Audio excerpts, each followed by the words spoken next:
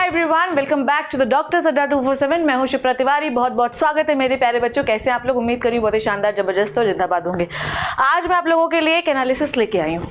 ये analysis based है आज के उस क्या कह सकते हो आप, उस रिजल्ट पे, ठीक है, उस स्कोर कार्ड पे जो कि 813 बच्चों का रिलीज़ हुआ, या हम टोटल मान लेते हैं 1563 बच्चों का रिलीज़ हुआ।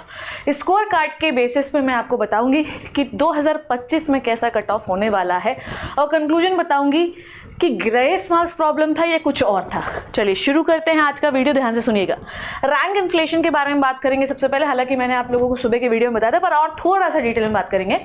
रैंक इन्फ्लेशन मतलब रैंक में चेंज कितना है। जिन बच्चों की रैंक मान लीजिए पहले x थी, तो क्या अब वो बिल्कुल z पहुंच गई? नहीं, वो x+1 या -1 ही हुई है बच्चों। रैंक में बहुत ज़्यादा चेंज नहीं हुआ है। जैसे कि ध्यान से देखिएगा, 720 के 6 स्टूडेंट री नीट में अपीयर हुए, ठीक है। 719 के एक बच्चे अपीयर हुए। अब कहानी में ट्विस्ट ये है, ठीक है, कहानी में ट्विस्ट ये है कि जो 715 नंबर वाला है, ठीक है, ध्यान से देखिएगा, ये जो 715 नंबर वाला है, पहले इसकी रैंक थी 299, अब इसकी रैंक क्या हो गई है? 291, ठीक है। रैंक कम हो गई है, अच्छी बात है। कितना अंतर हुआ? मात्र 8 रैंक ही ऊपर आ गया। हमें तो लगा था 200-300, इतना ज़्यादा कंपटीशन है तो बहुत ज़्यादा ऊपर नीचे होगा, पर ऐसा कुछ हुआ नहीं, ठीक है। नेक्स्ट आगे बढ़ते हैं। आगे बढ़ते से ही दूसरा डेटा देखिएगा। 710 की जो रैंक थी वो थी 391, ठीक है, पर न्यू रैंक कितनी हो गई? 383, -8, ठीक है, मतलब 8 रैंक वो ऊपर चला गया। 701 की रैंक थी 1584, 1584, पर अब वो कितनी हो गई? 1571। कितना ऊपर आ गया है रैंक? -13, ऊपर 13 ऊपर चला गया वो।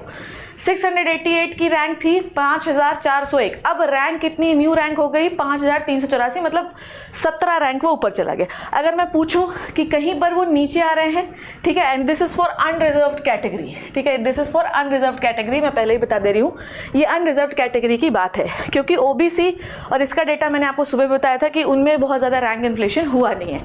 अनरिजर्व में टोटल अगर मैं बात करूँ कि कितना रैंक लोग ऊपर आए हैं, -84, सबका मिला जुला लूँ, ठीक है, तो आपकी मात्र सारे बच्चों को मिलाकर अनरिजर्व्ड कैटेगरी की -84 रैंक ऊपर आई है, ठीक है। ओबीसी में प्लस मैं ये कहूँ कि 1 रैंक नीचे आ गया है वो। सेम कंडीशन विद आपका एसटी में 14 या 17 का ऊपर नीचे हुआ है। तो अगर आप कहीं भी देखो तो रैंक इन्फ्लेशन ज़्यादा नहीं हुआ है। पूरे बच्चे अनरिजर्व्ड कैटेगरी में -84, वो सारे बच्चों का रैंक मिला लो तो कितना ऊपर हुआ है? -84, मतलब 84 रैंक वो ऊपर आए हैं सारे बच्चे। कुछ जो है 8 रैंक ऊपर आए हैं, कुछ 13 रैंक ऊपर आए हैं, कुछ 17 रैंक ऊपर आए हैं, ठीक है। तो आप क्या समझ रहे हैं कि रैंक इन्फ्लेशन ज़्यादा हुआ नहीं। मतलब अगर किसी बच्चे के अंदर ये पोटेंशियल था कि वो 710 नंबर ला सकता है, तो इस बार भी उसने अच्छा ही स्कोर किया होगा, तभी वो 383 रैंक स्कोर कर पाया है। क्योंकि भाई इनके 1593 का थोड़ी जो है तो लिस्ट में अलग से नाम दी, ये तो बाकी सारे आपके जितने भी 27 लाख बच्चे, उनके बीच में रैंक डिस्क्लोज हुई होगी ना, रैंक इनके बीच में दी गई होगी। तो अगर इसकी 391 थी तो इसने और अच्छा मार्क्स स्कोर करके 383 लाए हो। इसका मतलब ये कि बच्चा पढ़ने में होशियार था। इसीलिए मुझे नहीं पता कि इस पेपर के पीछे क्या हुआ, पर अगर मैं ये डेटा देखूं कि अगर इसकी रैंक कम हो रही है, मतलब कहीं ना कहीं इसके नंबर इससे ज़्यादा आए हुए हैं, ठीक है, 701 के नंबर ज़्यादा हुए हैं, तभी इसकी रैंक क्या है? ऊपर जा रही है, ठीक है। तो इसका मतलब क्या है कि ग्रेस मार्क प्रॉब्लम था ही नहीं। ग्रेस मार्क्स देके आप कोई बहुत बड़ा एहसान नहीं कर रहे थे, क्योंकि उसने खुद स्कोर कर लिया है जितने मार्क्स आपने दिए, ठीक है। तो ग्रेस मार्क्स प्रॉब्लम है ही नहीं बच्चों। अच्छा, एक चीज़ और देखते हैं। मार्क्स की बात करूं तो 2023 में 720 के 2 बच्चे थे। 2024 में 6 क्यों माइनस किया है मैंने? 6 क्यों माइनस किया मैंने? क्योंकि जो 720 नंबर लाए थे वो 5 से 6 बच्चे रीनीट में अपीयर हुए, और अब वो 720 नहीं लेके आ पाए हैं, तो इसलिए मैंने -6 किया। अब हम 61 जो है वो आपके 720 वाले आज भी हैं। हमको लग रहा था ये लिस्ट पूरी धांधली वाली है, पर अब देखो 61 ने फिर से, मतलब 61 ने फिर से क्या, 61 जो है 720 वाले हैं। जो 5 से 6 बच्चे वाले थे वो उन्होंने 720 से स्कोर नहीं किया, पर फिर भी न्यूज़ ये आई है कि इन्होंने 720 भले ही ना स्कोर किया हो, पर इन सब के 680+ मार्क्स हैं, ठीक है। 715 के 19 बच्चे 2023 में थे, 2024 में 310 हो गए, ठीक है। 710 के 71 बच्चे 2023 में थे, 400 हो गए। 690 के 900 बच्चे 2023 में थे, अब 5500 हो गए। आप क्या देख रहे हैं यहाँ पर? आप देख रहे हैं हाई कंपटीशन, ठीक है, हाई कंपटीशन। तो सबसे बड़ा जो है ये है हाई कंपटीशन, स्टूडेंट्स का नंबर बहुत ज़्यादा बढ़ गया है, ठीक है, इसलिए आपको रैंक इतनी ज़्यादा मतलब वो वाली मिल रही, बहुत हाई रैंक्स मिल रही हैं। हाई रैंक्स का मतलब बहुत पीछे रैंक आप पा रहे हैं क्योंकि स्टूडेंट्स का नंबर बहुत ज़्यादा है। स्टूडेंट्स का number, high competition due to increase number of students, ठीक है, स्टूडेंट्स का नंबर बढ़ गया है जिसकी वजह से कंपटीशन बढ़ गया है, जिसकी वजह से रैंक जो है वो बहुत बहुत बहुत पीछे आपकी आ रही है सेम नंबर पे। यहाँ पर कम कंपटीशन था, मतलब फिर भी वहाँ इतना नहीं था पर इस बार से तो कम ही था, ठीक है। कंक्लूजन देखते हैं कि क्या ग्रेस मार्क्स प्रॉब्लम थी? ग्रेस मार्क्स प्रॉब्लम थी ही नहीं, वो बच्चा उतने नंबर और ले आया, आप वापस से आपने एंट्रेंस करा के देख लिया, ग्रेस मार्क्स प्रॉब्लम नहीं है, प्रॉब्लम है इजी पेपर, ठीक है। अब मुझे नहीं पता आपको कैसा लगा, पर मैक्सिमम बच्चों को ये कहना था कि हाई स्कोर हम इसलिए स्कोर कर पाए क्योंकि पेपर बहुत ईजी था। हाई कट ऑफ क्यों गया? क्योंकि पेपर ईजी था, ठीक है। हाई स्कोर क्यों कर पाए आप? क्योंकि पेपर ईजी था। समझ में आई बात? क्योंकि पेपर इजी था। उसके बाद ये है मोर नंबर ऑफ स्टूडेंट्स, जैसे मैंने बताया मोर नंबर स्टूडेंट्स की वजह से स्कोर जो आपका स्टूडेंट्स का नंबर इंक्रीज होता है तो कंपटीशन ज़्यादा हो जाता है, ठीक है। तो इजी पेपर होने की वजह से और हाई कंपटीशन, ये दो कारण हैं, इजी पेपर और हाई नंबर ऑफ स्टूडेंट्स की वजह होने की वजह से जो कट ऑफ हुआ वो हाई हुआ, जिसकी वजह से बच्चों को रैंक सेम नंबर पे जो 2023 में कम थी वो बहुत ज़्यादा हो गई और बच्चे परेशान हो गए, ठीक है।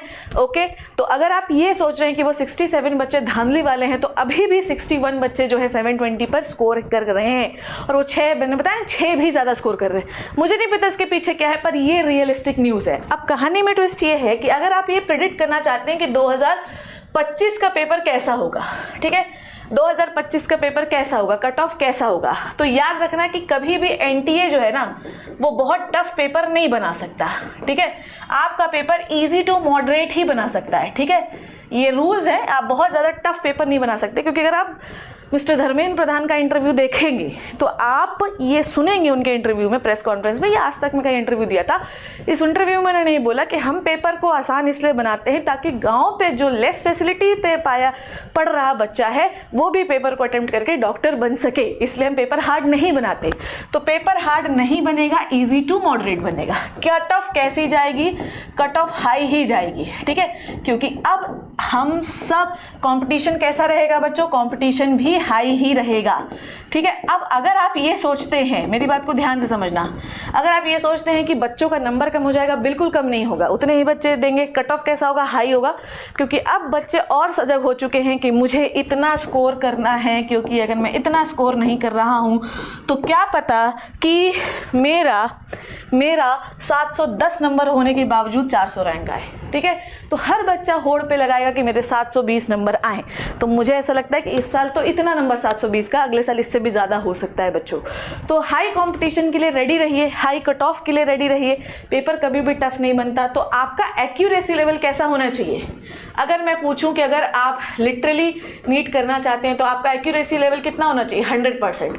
100% का मतलब ये है कि आप जब भी क्वेश्चन पेपर सॉल्व करने जा रहे हैं 180 क्वेश्चंस में एक भी क्वेश्चन गलत नहीं होने की संभावना है। और ये तब होगा जब आप प्रैक्टिस करेंगे। जब आप क्या करेंगे बच्चों? प्रैक्टिस करेंगे। जब आप अभी अगर आप 2025 की तैयारी कर रहे हैं तो तैयारी आपने शुरू की होगी, अभी आप थ्योरी कर रहे होंगे।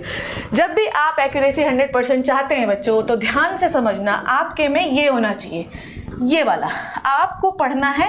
75% क्वेश्चंस करने हैं, ध्यान से सुनो, इस रेशियो को जो बच्चा फॉलो करेगा वही सक्सेसफुल होगा।